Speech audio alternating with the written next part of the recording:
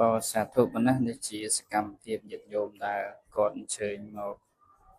រាប់បាតប្រគេនព្រះសង្ឃប៉ុណ្ណាដែលគាត់ជួយទំនុកបំរុងមានចង្ហាន់បិណ្ឌបាតមានទាំងទេយ្យទានផ្សេងក៏ជួយដល់ព្រះសង្ឃដែលសិក្សារៀនសូត្រហើយអាត្មាបាននិមន្តបិណ្ឌបាតនេះឃើញញាតិញោមគាត់រាប់បាតអញ្ចឹងនឹកឃើញកាលខ្លួនឯងទៅតែបួសកាលពី2015ហ្នឹងក៏បួសហើយហ្នឹងក៏និមន្តគោចរបិណ្ឌបាតតាមផ្ទះអ្នកស្រុក